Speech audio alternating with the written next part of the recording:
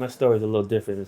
It goes kind of really far back. Because again, my pops used to work for this company called Depository Trust Company. They used to move like big time money. So although I've been around money, I understand. My pops went from clerk to vice president of his company. My mom's always had her own business. So I've seen it, but I didn't actually do it. And the day that my pops was like, okay, well, look, I know what I want to do. I want to be in fashion. And he was like, that's great, but I'm not paying for college because I don't think you're going to be able to apply yourself. So he's like, well, either going to go to the military or you're going to go to the military. So, you know what I'm saying? So I want to go in the military. Right? Army or Navy? Navy. Pick one. So the funny story was, I went to the I said, I finally know what I want to do. So I went to the recruiter and I was like, yo, you got any jobs in fashion? And he was like, not really, but you can go to school. So I was like, all right, fine, no problem, whatever. But the school I went to was a school of hard knocks because I went to different countries. I saw how people do, stuff. I met people from all over the world. I dealt with people from all over the world. Watched people fashion. So one guy walked around with cowboy boots, other one with Timbs, other one with Chucks. Like you start to see and understand what everybody likes. So that was my education. When I got out, I was like, well, I got on a medical discharge and I was like, yo, I want to do something. But then I hooked up with, again, what you always got to have, like y'all two, like-minded people, individuals.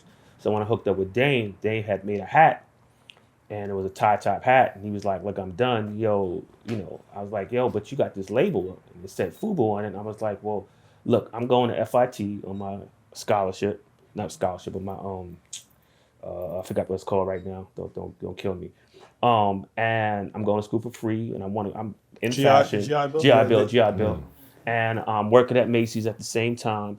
And I'm like, yo, bro, I could turn this into a clothing line. Now, I don't have no, I'm just getting educated as we speak.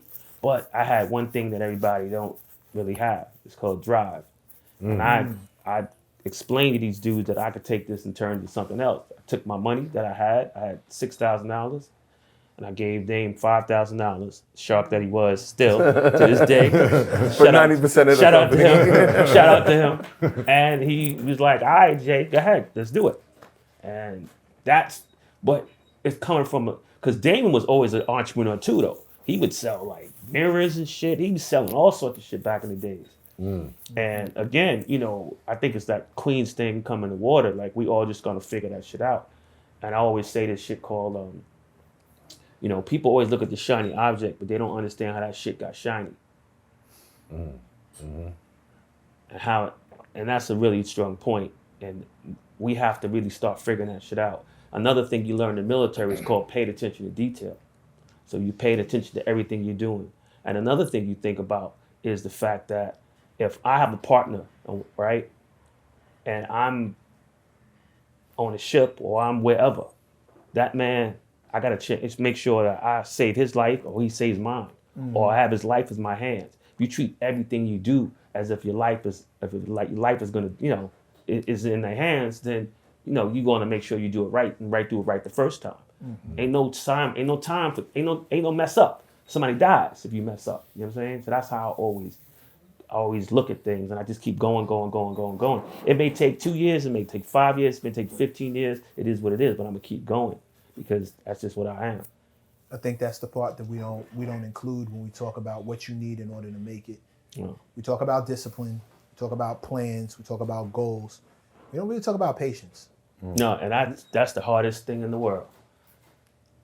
I think it's what separates legit businessmen from drug dealers.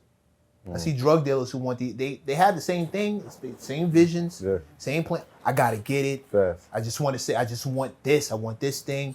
I'm watching these movies. These dudes is making millions of dollars. Like, I gotta figure out how to get to the millions. Like, I got an idea. I got a plan, but it all seems to be, I want it now versus instant gratification. I want to plan. Right. I want to plan for it. But those guys were so educated.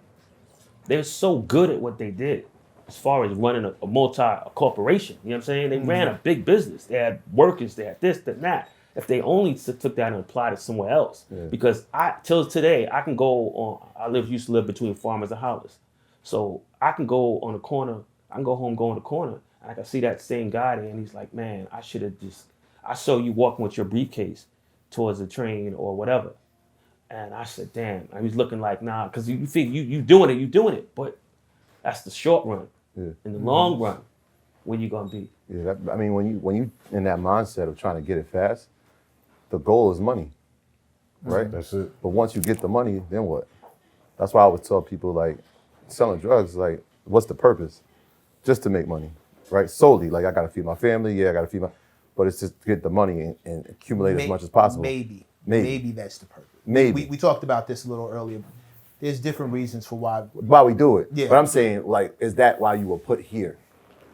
Got you. You see what I'm saying? Like, purpose-wise. The purpose-wise, that may not be you. why you're put here. Whereas if you are finding the purpose, chasing the purpose, that becomes completely different. Because once you get the money, now you know where you're going to apply it. A lot of times we get the money, and then what? Like we see with our athletes, they have a special talent, they get the money, and what happens in 5 years? It's gone. They don't even know what to do, right? It was like they thought their only purpose was to be an athlete, but it could have been something much bigger that they were skilled at.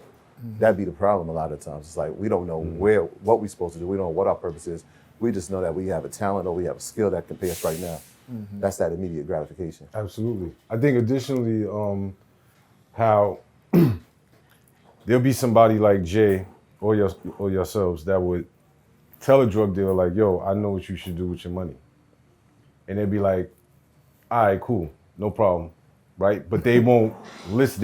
They'll hear you out, but they won't listen to you. But they'll go to someone who has a fledgling business already and say, yo, I got the bag. Take this money, make something of it. And we hear that story all the time from where we from. They take the money out their pocket or whatever they make it and they put it into somebody else or something else. Hip hop, for instance, right? So indirectly, they're investors. They're investors. Yeah. That's what they want. Lawyers rob you for millions, still you want to put holes in me. Right? That's it, right? Okay, I can see where this is going. Yeah, you know what I'm saying? Partially. I can see how this is going, bro. Partially because it's like, if they start understanding that the risk ain't worth the reward, then that's what they do. They push their money off to somebody else and say, yo, make this work for me. Build a business, go rap, I'll pay for your studio time, I'll get your cars, I'll get this, I'll get that. Can you ever get out though? You can never get out. I don't think anybody's looking that far ahead.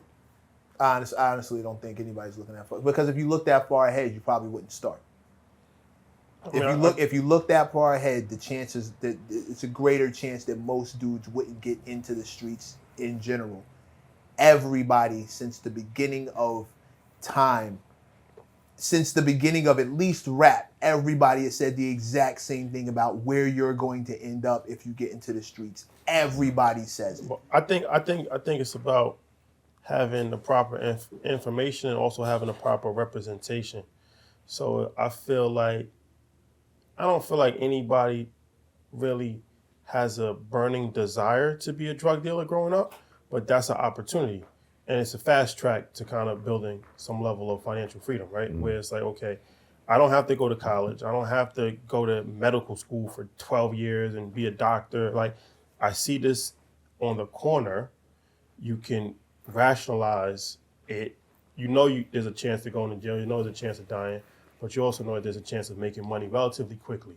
Not everybody is a successful drug dealer, but you have an opportunity to be it. And there's no real qualifications. Right. So, but now if you can see that same level of opportunity in people that look like you and people that talk like you and people that dress like you in a variety of other different fields where you don't necessarily need those qualifications either, now that gives you inspiration. So like in our neighborhood, all the kids want to be entrepreneurs. They all selling merch. They want to day trade. They want to do crypto because these are all things where you don't have to have a college degree. You don't have to, and it's like not to say that you're going to be the most successful entrepreneur in the world, but you see that that's an avenue. Right. You see that that's a possibility, and you see that it's not impossible, and you don't have to risk your life for your freedom, and you can make money, and you can get the same love or even more. Mm-hmm. So it's like when we go to Dyke, man, we sit on the floor. We get the love, so it's like now we've become that level. I think you guys glamorize money and that whole way of life that as kids, we didn't get really 100% taught that. Like, I don't know any really family that their mom sat them down and said, okay, real estate, this, and this, none of that. But I appreciate y'all guys what y'all do because now this next generation can understand that. And I appreciate that. And it's like Muhammad Ali. I saw Muhammad Ali say something before when he was like, he drives a Rolls Royce not because he wanted to drive a Rolls Royce, but he felt like his people wouldn't listen to him if he didn't drive a Rolls Royce. He needed to get their attention. Right. So he drove a Rolls Royce. He had fur coat and all of that because now he can get their attention.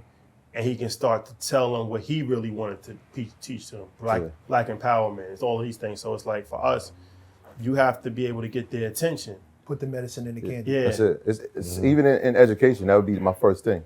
Like working in New York City, it was representation. I was like, how are they gonna see me, right? Because you have to be in a position where kids can allow you to be taught. Like some kids, they don't want you to teach them. Right. And so when they see me come in with the Nike Tech, they see me coming in with the J's, I had the G-Shocks every color. Before I said a word, I look like the dude outside. It's hot for trapper turn smack rapper. Only smack rapper that you know is smack rappers. Got bars, I can hang with the backpackers. Trap star, I don't hang with the backpackers. I'm in the hood with the work, you heard. Making fiends leave earth, you heard. Got your baby mama thirst, you heard. Feel the flow, nigga, throw it in reverse. This the wave you need to surf, you heard.